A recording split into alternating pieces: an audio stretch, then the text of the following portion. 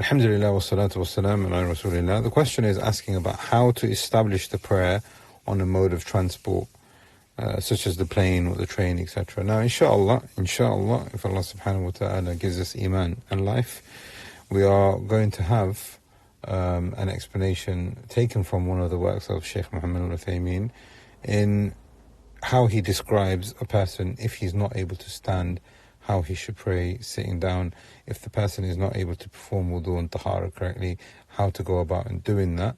There is a book on that, and inshallah we're going to hopefully have a demonstration of it also in the masjid. But briefly speaking here, the standing is one of the pillars of the salah, and there is no difference from the mazahib on this. وَقُومُوا لِلَّهِ قَانِتِينَ. A person must stand if he is able to do so. Now with this, they have said a person is excused in not standing if he is not able to do so, and included in that is where the person physically can't do it, or he hasn't got the ability, meaning he's got the physical ability to do it, but the space isn't permitting.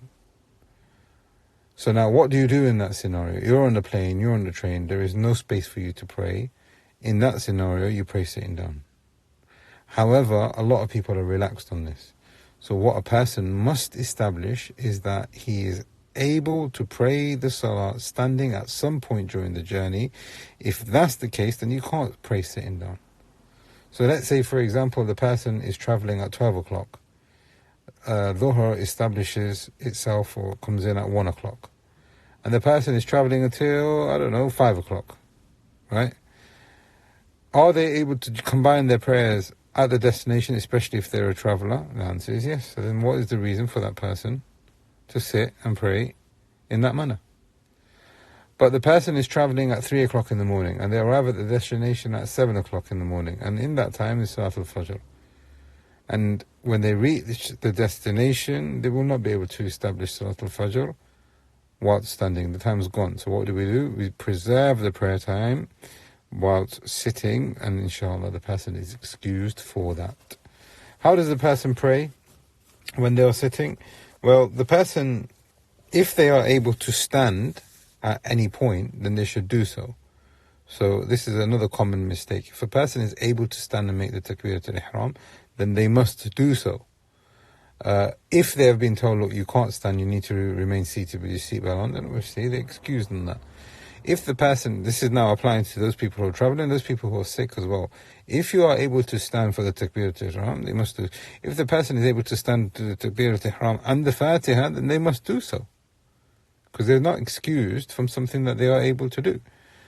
But then in the ruku', if they're able to stand and do the ruku', which I think, on planes you probably could, right? Then the person should do so. As long as there's no harm that comes their way. I mean, if a person sees this person praying in this manner, they might feel intimidated, or, something else might happen. So in that scenario, okay, fair enough, we will say pray sitting down.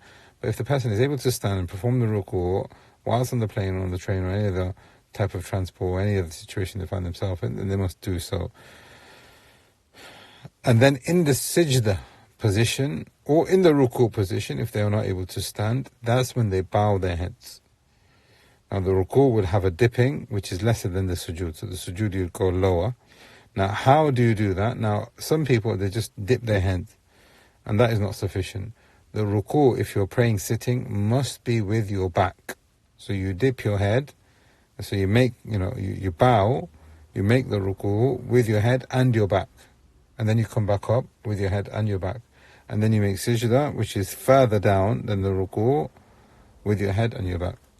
And then you finish the tahiyyat sitting, and then you do the taslim, and this is the manner of how a person should sit and pray. And inshallah, as I said, we will have a demonstration on this in the coming future, if Allah subhanahu wa ta'ala wills. We ask Allah subhanahu wa ta'ala that He makes us of those who establish this salah in a manner that He is pleased with, and Allah subhanahu wa ta'ala accepts it from us, and He multiplies for us our rewards. هذا والله أعلم. اللهم صل على محمد.